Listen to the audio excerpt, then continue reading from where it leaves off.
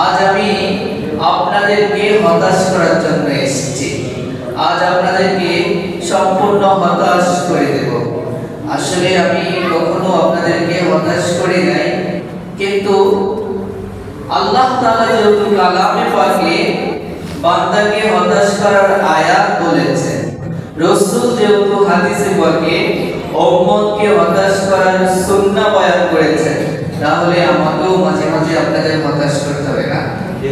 বলেন, আমরা সবাই আল্লাহকে ভয় করি? সবাই ভয় করি। আমরা সবাই আল্লাহ তাআলাকে ভয় করি, এই কথাটা আমাদের মুখে, কার্যত আমরা আল্লাহকে ভয় করি না। যেমন আল্লাহকে ভয় করার কথা তেমন ভয় করি না। আমরা কখনো হুজুরের যখন আলোচনা শুনি তখন একটু ভয় পাই, কখনো কোরআনের কিছু আয়াত শুনলে, তার অর্থ শুনলে একটু ভয় পাই, তারপর আবার আল্লাহ তাআলাকে বলে দেয়। আল্লাহ তাআলাকে ভয় পাওয়ার মানে হচ্ছে তাকে যথাযথভাবে ভয় পাওয়া। যেমন আমি আপনাদেরকে লক্ষ্য করে বলতেছি, আপনারা কি এমন কোন রাত কাটিয়েছেন নির্ঘুম, যেখানে সারা রাত আল্লাহর ভয়ে আপনি ঘুমাতে পারেন না? এরকম হয়েছে? এটা ছিল প্রকৃত আল্লাহর ভয়। কিন্তু আমি এমন জানি, অনেক যুবককে জানি যারা সুদর্শন যুবক, কালো মেয়ের প্রেমে পড়ে রাতের পর রাত অর্ঘুম জীবন যাপন করেছে, সারা রাত কান্নাকাটি করেছে। এমন অনেক মানুষকে জানি, পরের দিন তার কোর্টে যেতে হবে, তার শুনানি হবে। কি হবে তার শুনানি, সেই চিন্তায় সারা রাত ঘুমাতে পারে না। এমন অনেক মানুষকে জানি যারা নাকি শেয়ার বাজারের ধসের কারণে, লস হওয়ার কারণে হার্ট অ্যাটাক করে মৃত্যুবরণ করেছে। এমন অনেককে জানি যারা আশেপাশের মানুষের ভয়ে ঘরের মধ্যে থাকতে পারে না, অনিদ্রা জীবন যাপন করে, পুলিশের ভয়ে আপন ঘরে ঘুম যায় না, এখানে সেখানে ঘুরে বেড়ায়। ঠিক কিনা বলে? এই ভয়টা তো আল্লাহর ক্ষেত্রেও থাকার কথা ছিল। আপনার আমার পৃথিবীর ভয় সামান্য, একটু পরে সেটা চলে যাবে, কিন্তু আপনি যাকে ভয় পাইলে আপনার কাজে আসতো, তাকে ভয় পাওয়া হচ্ছে না। যথাযথভাবে আমরা আল্লাহকে ভয় করতেছি না। আমাদের চোখ আজকে শুকিয়ে গিয়েছে, আমাদের হৃদয় আজ শক্ত হয়ে গিয়েছে, দু চোখ দিয়ে আল্লাহ তাআলার ভয়ে আর অশ্রু বিসর্জন হয় না। ঠিক কিনা বলে? প্যারে হাজরি, অথচ আল্লাহ তাআলা বলতেছেন, উদউ রাব্বাকুম খাওফাও ওয়া তামা।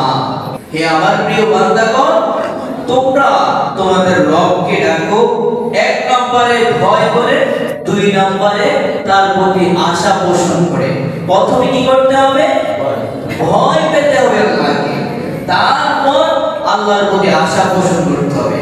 কিন্তু আমরা সবাই মিলে এখন একটা চিন্তা অবচেতনভাবে হৃদয়ের মধ্যে ধারণ করে ফেলেছি, না আমার কোনো সমস্যা হবে না, আমি তো ৫ ওয়াক্ত নামাজ পড়ি, আমি তো জুমার নামাজে যত সময় আসি, আমি রোজা রাখি, আমি হজ করেছি, উমরা করেছি, যাকাত দিই, আমার মনে কোনো ভয়ের কারণ নাই, আমাকে আল্লাহ তাআলা পাকড়াও করবেন না। আসলে না, আপনার প্রতি আল্লাহ তাআলার যে আদেশগুলো রয়েছে তার মধ্যে অন্যতম একটা আদেশ হচ্ছে আল্লাহকে ভয় পেতে হবে। সুবহানাল্লাহ। যারা জান্নাতের সুসংবাদ পেয়েছে, যারা নাকি জান্নাতি, তারাও সেই সাহাবায়ে কেরামগুলো আল্লাহর ভয়ে ভীত এবং বিহ্বল ছিল। সুবহানাল্লাহ। আলী রাদিয়াল্লাহু তাআলা আনহু জান্নাতের সুসংবাদ প্রাপ্ত 10 জনের মধ্যে চতুর্থতম। ঠিক কিনা বলেন? যিনি আহলে বাইতে রাসূল, যিনি খুলাফায়ে রাশিদার চতুর্থতম, যার ফজিলতের সীমা নাই, যার প্রতি ইসলাম কৃতজ্ঞ, যার বীর বিক্রমের কারণে আমরা ইসলামের এই রমরম অবস্থা দেখতে পাচ্ছি, তিনি যখন ওযু করতে যেতেন তার ভিতর থেকে গুট গুট আওয়াজ আসতো, তিনি ভয়ে বিহ্বল হয়ে যেতেন, ভিতর থেকে গুট গুট আওয়াজ আসতো, মনে হচ্ছে যেন ভিতরে গরম পানি পড়তেছে, ভয়ে টকবক আওয়াজ আসতো। এমন অবস্থা সাহাবাগণ তাবিঈনগণ জিজ্ঞেস করতেন, হুজুর আপনি এত এত কান্নাকাটি কেন করতেছেন ওযু করতে গিয়ে? তিনি বলতেন, তোমরা জানো না এখন আমি কার সামনে উপস্থিত হব? আমি এখন ওযু করে কার সামনে উপস্থিত হতে যাচ্ছি? তিনি হচ্ছেন গোটা মহাবিশ্বের প্রতিপালক রব্বুল আলামিন। তিনি এত মহান, এত বড়, তার সামনে গিয়ে আমি বেয়াদবি করে বলি কিনা সেই ভয়ে আমি ভীত এবং বিহ্বল। আল্লাহকে ভয় পাওয়া ঈমানের একটা অংশ, আল্লাহকে ভয় পাওয়া ইবাদতের একটা অংশ। শুধু শুধু ইবাদত করে দিলে হবে না, আল্লাহকে ভয় করে ইবাদত করতে হবে। রব্বুল আলামিন কালামে পাকে ইরশাদ করেন, ফালা ইয়ামালু মাকরাল্লাহি ইল্লাল কওমুল খাসিরুন। আল্লাহ তাআলার আদেশ সম্পর্কে ক্ষতিগ্রস্ত ব্যক্তি ছাড়া অন্য কেউ নিশ্চিন্ত জীবন যাপন করে না। বুঝতে পেরেছেন যে কখন কি আদেশ চলে আসে? আফামিনতুম আইয়াসিফা বিকুমুল আরদ। আল্লাহ তাআলা বলেছেন তোমরা কি নিশ্চিন্তে জীবন যাপন করতেছো? যদি তোমাদের উপর জমিন ধসে যায় কি হবে? কি হবে? হঠাৎ করে যদি জমিন ধসে যায়, হয় না এরকম? বিল্ডিং ধসে যায় না? রানা প্লাজা ধসে গেছে না? এরকম অনেক জায়গায় অনেক বিল্ডিং ধসে গেছে না? তোমরা কি এখনো নিশ্চিন্ত জীবন যাপন করতেছো? যদি তোমাদের জমিন ধসে যায়, যদি আগুন লেগে যায়, কোনো বিপদ চলে আসে, কি করবা? কিছু করার আছে? কিছু করার নেই। কখন যে কার উপর আল্লাহর বিপদ চলে আসে, এই দুনিয়াতে আসুক আর না আসুক, এখন যদি আল্লাহকে ভয় না পাই, আখিরাতে তো ঠিকই আল্লাহ তাআলা আমাদেরকে পাকড়াও করবে। ঠিক কি না বলেন? ইন্না বাতশা রাব্বিকা লাশাদীদ। তোমার প্রভুর পাকড়াও সবচেয়ে কঠিন থেকে কঠিনতম হবে। সেই কঠিন পাকড়াও যেদিন আল্লাহ তাআলা হিসাবের কাঠ গড়ায় আমাদেরকে দাঁড় করাবে, তখন বলেন কোন হিসাব যদি আল্লাহ তলব করেন, আপনার আমার দেওয়ার মতো কোন পথ আছে? কোন মুখ আছে? নাই। তাই এখনই আল্লাহকে ভয় পেতে হবে। এখনই প্রতিটা মুহূর্তে সময় অসময়ে আল্লাহর কাছে পানা চাইতে হবে, জাহান্নাম থেকে পানা চাইতে হবে, আল্লাহর আযাব গজব থেকে পানা চাইতে হবে, তাহলে মুক্তি পাওয়া সম্ভব। আর যদি মনে করি আমি নির্ভুল, আমি তো 5 ওয়াক্ত নামাজ পড়ি, সকল ইবাদত বন্দেগী করি, আমি নির্ভয়ে জীবন যাপন করব না।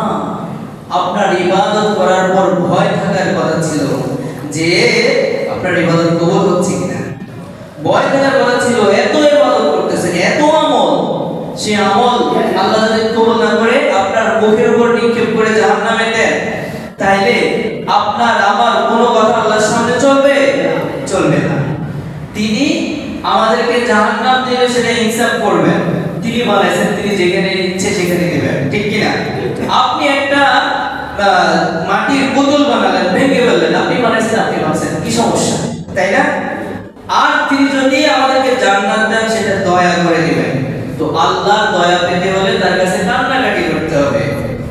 দুনিয়াতে কারো দয়া পেতে হলে, কারো কাছ থেকে কিছু নিতে হলে বারবার তার কাছে ধর্ণা দিতে হয়, তার কাছে চাইতে হয়, তারপরে তার মন বলে আপনাকে কিছু দান করে। ঠিক কি না বলেন? এরকম আল্লাহ তাআলার মন বলাতে হলে আপনাকে কান্নাকাটি করতে হবে, তাকে ভয় পেতে হবে, নির্ভয়ে জীবন যাপন করে আল্লাহ তাআলার আযাব থেকে আপনি একেবারে মুখ ফিরিয়ে জীবন যাপন করলে জান্নাতে যাবেন না জাহান্নামে যাবেন সেটা আপনিও জানেন না, আমিও জানি না, কেউ জানে না। ঠিক কি না বলেন? কিন্তু আপনার দোষক দিয়ে যদি অশ্রু বের হয়, সেই অশ্রু কাল কিয়ামত দিবসে আপনার আমার নবী একসাথ করে জাহান্নাম যখন আমাদেরকে পাকড়াও করতে আসবে, তখন ওই জাহান্নামের উপর নিক্ষেপ করে দিবেন আর জাহান্নামের আগুন নিভে যাবে, আমরা জাহান্নামের আযাব থেকে রক্ষা পাবো। সুবহানাল্লাহ। এবার বুঝতে পেরেছেন? এখন বলবেন জাহান্নামে গেলে একটু গেলাম, সমস্যা নেই, তারপরে জান্নাতে যাব। একটু গেলাম, আমার তো ঈমান আছে, আমার ঈমান আছে মানে আমি জান্নাতে যাব। একটু জাহান্নামে গেলাম, তারপরে জাহান্নাম থেকে জান্নাতে যাব, সমস্যা কি? আপনি যে একটু জাহান্নামে যাবেন সেটা এই দুনিয়া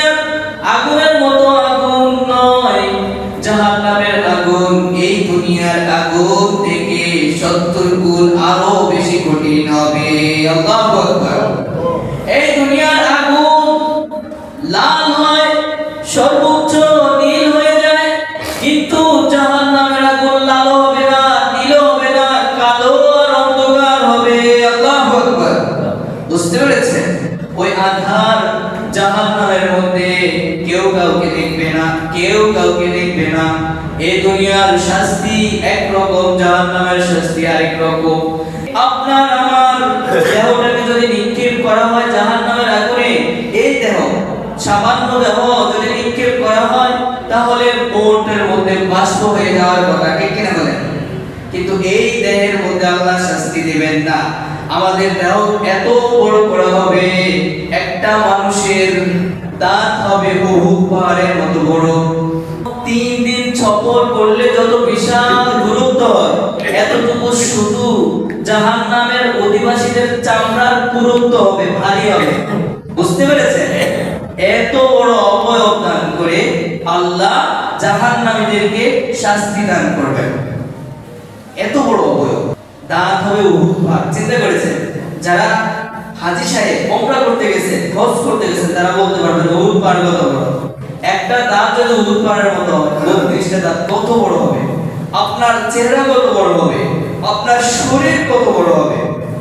এত বিশাল অবয়ব দান করে আল্লাহ তাআলা জাহান্নামের মধ্যে জাহান্নামীদেরকে নিক্ষেপ করবেন। শুধু তাই নয়, জাহান্নামের মধ্যে নিক্ষেপ করার পর এত বিশাল বড় অবয়ব মুহূর্তের মধ্যে জ্বলে ছারখার হয়ে যাবে।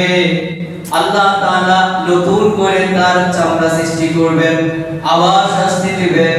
কুল্লামা নাদিজাত জুলুদুহুম বাদদালনাহুম জুলুদান গায়রাহা লিয়াযুকুল আযাব।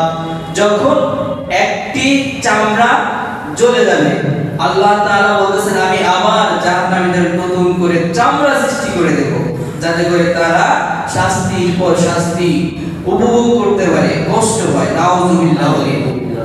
এর হাজির বুঝতে পেরেছেন জাহান্নাম কত কঠিন হবে? জাহান্নামে যাওয়া দূরে থাক, এর আগের কথা শুনুন। কাল কিয়ামত দিবসে যখন আমাদেরকে হাসরের মাঠে উঠানো হবে, তখন জাহান্নামের ঠান্ডা হাওয়া যখন আমাদের গায়ে লাগবে, তখন আমরা সব ভুলে যাব, সব। রব্বুল আলামিন কালামে পাকে ইরশাদ করেন, ওয়ালা ইমাসাতহুম নাফহাতুম মিন আযাবি রাব্বিকা লা ইয়াকুলুন্না ইয়া ওয়াইলানা ইন্না কুন্না যালিমিন। যখন হাসরবাসীর গায়ের মধ্যে, হাসরবাসী অপরাধীদের গায়ের মধ্যে জাহান্নামের ঠান্ডা বাতাস লাগবে। নাফহাতুন মানে ঠান্ডা বাতাস। এই নাফহাতুন শব্দটা যদি লাম দিয়ে আসে, লাফহাতুন মানে গরম বাতাস, আর নাফহাতুন অর্থ ঠান্ডা বাতাস। দেখেন আপনি এয়ার কন্ডিশনের রুমের ভিতর থাকলে সেখানে ঠান্ডা বাতাস লাগে নাকি? বাইরে হলে বাইরের বাতাসটা কেমন? গরম বাতাস। এবার তো ঠান্ডা বাতাস আর গরম বাতাসের মধ্যে পার্থক্য বুঝছেন? বলতেছেন জাহান্নামের যখন ঠান্ডা বাতাস কারো গায়ের মধ্যে লাগবে, লা ইয়াকুলুন্না ইয়া ওয়াইলানা ইন্না কুন্না যালিমিন। তখন ওই লোকেরা দুনিয়ার সমস্ত ভোগ বিলাসের কথা ভুলে গিয়ে বলবে, হায় আফসোস, আমরা তো দুনিয়াতে অত্যাচারী ছিলাম, আমরা তো জালেম ছিলাম, আমাদের এখন কি অবস্থা হবে, আমরা এখন কি করব? দুনিয়ার সকল নাজ নিয়ামতের কথা বলে যাবে।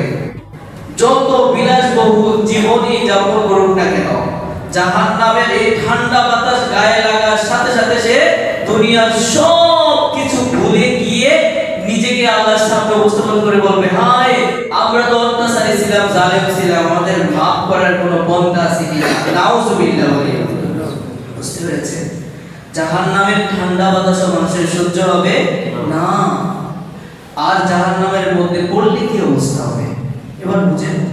কি অবস্থা হবে মানুষের, সেদিন কত কঠিন অবস্থা হবে। জাহান্নামীদেরকে যখন শাস্তি দেওয়া হবে, সেখানে ফিহা 19 জন বড় কঠোর, বড় রুক্ষ স্বভাবের ফেরেশতা থাকবে যারা শাস্তি দিবে। কয়জন? 19 জন। আপনি বলতে পারেন জাহান্নামের ভিতর ফেরেশতা থাকবে, তাদের কষ্ট হবে না? তারা জাহান্নাম থেকে আরো উচ্চ স্বভাবের অধিকারী হবে। জাহান্নামের আযাব তাদেরকে ধরবে না। বুঝতে পেরেছেন? ওইভাবে তাদেরকে বানানো হয়েছে। 19 জন ফেরেশতা থাকবে। কয়জন? 19 জন। বিহা তিসআতা আশার, 19 জন ফেরেশতা থাকবে যারা নাকি প্রতিনিয়ত জাহান্নামবাসীদেরকে আযাব দিতে থাকবে, তাদেরকে শাস্তি দিতে থাকবে বিভিন্ন ভাবে। তখন জাহান্নামবাসীরা তাদের কাছে গিয়ে কান্নাকাটি করা শুরু করে দেবে। وقال الذين في النار لخزنة جهنم ادعوا ربكم يخفف عنا يوما من العذاب। তারা কি সেখানে ওই ফেরেশতাদের কাছে গিয়ে বলবে, তোমাদের রবকে একটু ডাকো, একটু রবের কাছে বলো আমাদের আযাব যাতে করে মাফ করে দেয়, একটু আমাদের আযাব যেন কমিয়ে দেয়, একদিন দুই দিন যেতে করে আমাদেরকে একটু সুযোগ দেয়। আযাব তো আর সহ্য হচ্ছে না, মুহূর্তের পর মুহূর্ত আযাব নতুন করে বৃদ্ধি পাচ্ছে। এই দুনিয়ার আযাব কেমন? প্রথম যদি আপনি জেলখানায় যান, আযাব দেওয়া হলো, আপনাকে শাস্তি দেওয়া হলো, সহ্য কম হবে, খুব কষ্ট হবে, আপনাকে লাঠি পেটে করলো, আপনাকে 10টা সেলের মধ্যে নিয়ে ইলেকট্রিক শর্ট দিল, এক সপ্তাহ 2 সপ্তাহ 1 মাস যাওয়ার পর আর আপনার শরীরে আযাব লাগবে না, ঠিক না বলেন? মনে হবে তোমার যা ইচ্ছে তা করো, আমি যা বলেছি সেটাই সঠিক, এর বিপরীত কিছু জানি না। তখন সহ্য হয়ে যায় আযাব, একই আযাব বারবার দেওয়া হবে, ঠিক না? জাহান্নামের আযাব এমন হবে না, ফাযুকু ফালান নাযীদাকুম ইল্লা আযাবা, শাস্তি ভোগ করতে থাকো আর আমি দিনের পর দিন মুহূর্তের পর মুহূর্ত আযাব আরো বাড়াতে থাকবো। নাউযুবিল্লাহ। একের পর এক আল্লাহর আযাব বাড়বে, কমবে না। 2 নাম্বার, জেলখানার মধ্যে যে শাস্তি দেওয়া হয়, কয়েকদিন পর পর আত্মীয় স্বজন আসে, ঠিক কিনা বলেন? আত্মীয় স্বজনের মুখ দেখলে, তাদের কিছু খাবার পেলে আগের আযাবের কথা ভুলে যাওয়া যায়। কিন্তু জাহান্নামের মধ্যে এমন কোনো অবস্থা থাকবে না। জাহান্নামটাই হলো অন্ধকার, অন্ধকার, অন্ধকার। সেখানে এমন কোনো অবস্থান থাকবে না যে আপনি কাউকে দেখবেন, আত্মীয় স্বজনের মুখ দেখে আপনার আযাবের কথা বলবেন, অথবা আপনার জন্য কেউ কোনো খাবার নিয়ে আসবে, এমন কিছু হবে না। আপনার জন্য পোশাক নিয়ে আসবে, এমন কিছু হবে না। আযাবের পর আযাব বাড়তে থাকবে। নাউযুবিল্লাহ। এমনই চলতে থাকবে। সেখানে আযাব, এই দুনিয়াতে শাস্তির একটা সীমানা রয়েছে। 5 বছরের কারাদণ্ড, 10 বছরের কারাদণ্ড, তারপরে 14 বছরের সশ্রম কারাদণ্ড, অথবা বিনাশ্রম কারাদণ্ড, তারপরে হয় না? এই দুনিয়াতে জেলখানার মধ্যে আপনারা জানেন বছর কিন্তু 12 মাসে হয় না, আরো কমায় দেয় তারা, ঠিক কিনা? 12 মাসে 1 বছর হয় না, কিন্তু আখিরাতের বছরগুলো এই দুনিয়ার বছরের মতো আরো বিশাল বড় বড়, আরো বিশাল বড় বড় বছর হবে। এইভাবে যখন জাহান্নামের আযাব সহ্য না করতে পেরে জাহান্নামীরা ওই 19 জন ফেরেশতার কাছে যাবে, তারা এমন ফেরেশতা, তারা এমন রুক্ষবাসী, এমন কঠোর হবে, জাহান্নামীদের উপর একটু দয়া করবে না, কাউকে একটু ছাড় দিবে না। আলাইহা মালাইকাতুন গিলাদুন শাদীদুন লা ইয়াসুনাল্লাহা মা আমারাহুম ওয়া ইয়াফআলুনা মা ইউমারুন। তারা কঠিন হৃদয়ের অধিকারী হবে, বড় শক্তিশালী, কঠিন হবে। তাদেরকে আল্লাহ তাআলা যে আদেশ করবেন তার থেকে এক চুলো ডানে বামে করবেন না, যেমন আদেশ তেমন পালন করবেন। কোন প্রকার কারো প্রতি দয়া প্রদর্শন করা হবে না। এই ধরনের ফেরেশতাদের কাছে গিয়ে বছরের পর বছর, বছরের পর বছর জাহান্নামীরা গিয়ে বলবে, আল্লাহর কাছে একটু বলুন আমাদেরকে যাতে করে একটু সুযোগ দেয়, একটু আযাব লাঘব করে দেওয়া হয়। কিন্তু তারা বলবে, আওয়ালাম তাতিকুম রুসুলুকুম বিল বাইয়িনাতি ক্বালু বালা ক্বালু ফাদউ ওয়া মা দুআউল কাফিরিনা ইল্লা ফি দালাল। তোমাদের কাছে কি রাসূলরা যায় না? আলেম ওলামা গিয়ে জাহান্নামের কথা বলে নাই, এই দিন যে এত কঠিন শাস্তি হবে সে বিষয়ে বলে নাই। তারা বলবে হ্যাঁ বলেছিল। তখন ফেরেশতারা বলবে ফাতো ওয়া মা দুআউল কাফিরিনা ইল্লা ফি দালাল, কাফেরদের কোনো দোয়া আজকে শোনা হবে না, কাফেরদের কোনো কথা আজকে শোনা হবে না, তাদের কোনো আবেদন আজকে কবুল করা হবে না। নাউজুবিল্লাহ। তখন 19 জনের কাছে তারা হতাশ হয়ে জাহান্নামের সর্দার মালিকের কাছে যাবে। ওয়ালা লাউ ইয়া মালিক, এবার ডাকতে থাকবে ইয়া মালিক ইয়া মালিক ইয়া মালিক। তাফসীরের মধ্যে আসছে 10 মিলিয়ন বছর। এবার ডাকবে কত বছর? 10 মিলিয়ন বছর। বলতে পারবেন কত বছর? আপনার মাথায় ধরতেছে 10 মিলিয়ন বছর কত? হিসাব করেন কত হয়। একটানা এতদিন ডাকতে থাকবে ইয়া মালিক ইয়া মালিক। ডাকার পর একবার শুধু এইভাবে মুখ ফিরিয়ে দেখবে, কি হয়েছে, কি হয়েছে তোমাদের, কেন ডাকতেছো? কয় বছর পরে? 10 মিলিয়ন বছর পরে। কি হয়েছে তোমাদের, কেন ডাকতেছো?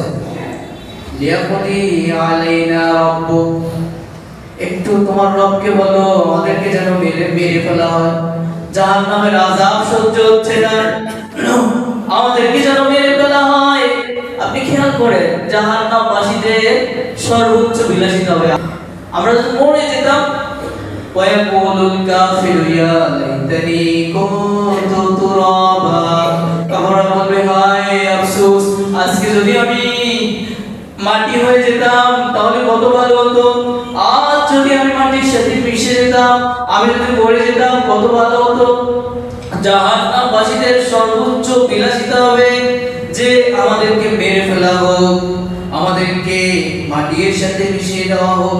এইভাবে যখন ওই জাহান্নামের সরদারের কাছে, মালিক ফেরেশতার কাছে আবেদন করবে, তিনি শুধুমাত্র 2টা ওয়ার্ড বলবে। কয়টা ওয়ার্ড? বেশি কথা বলবে না। কয়টা ওয়ার্ড? একটু কথা শুনলেও মানুষের কাছে ভালো লাগে নাকি? আযাব গজব, বিপদ আপদে পড়লে, আত্মীয়স্বজনের কথা, পুলিশের কথাই হোক না কেন, শুনলে যে শাস্তি দিচ্ছে তার কথা শুনলেও একটু ভালো লাগে, এরকম হয় না? একটু দয়ার কথা শুনলে ভালো লাগে, তাই না? বেশি কথা বলবে না। ক্বালা ইন্নাকুম মাকিসুন, 2টা শব্দ বলবে না, তোমরা এখানেই থাকো, 2টা শব্দ বলবে। হতাশ হয়ে যাবে জাহান্নামবাসীরা, হতাশ। আগের চেয়ে দিন দিন মুহূর্তের পর মুহূর্ত আযাব বাড়তেছে আর বাড়তেছে। আযাবের মতো হতাশ হয়ে এবার আল্লাহকে ডাকা শুরু করবে। আল্লাহকে জাহান্নামবাসীরা ডাকবে ইয়া আল্লাহ ইয়া আল্লাহ বলে ডাকতে থাকবে। বছরের পর বছর, কত বছর চলে যাবে সেটা আল্লাহ মালুম। আল্লাহকে ডাকা শুরু করে দেবে। আল্লাহ তাআলা বলবে ক্বালা সাবু ফিহা ওয়া লা তুকাল্লিমুন, এখান থেকে চলে যাও, আমার সাথে কোনো কথা বলবে না। এখান থেকে চলে যাও, আমার সাথে কোনো কথা বলবে না। এর আগে আল্লাহ তাআলা একটু কথা বলবেন, তোমাদের কাছে সত্য গিয়েছে কিন্তু তোমরা সেটাকে গ্রহণ করোনি, এখন কোনো কথা বলবে না, এখান থেকে চলে যাও। আমি বলেছি এই অপরাধের শাস্তি হচ্ছে জাহান্নাম, জাহান্নামে গেছো। মা ইউবাদদালুল কওলু লাদাইয়া, আমার কাছে কোনো কথার পরিবর্তন নাই, তুমি ওই শাস্তি পাচ্ছ তোমার অপরাধের কারণে, এখন পেতেই থাকবা।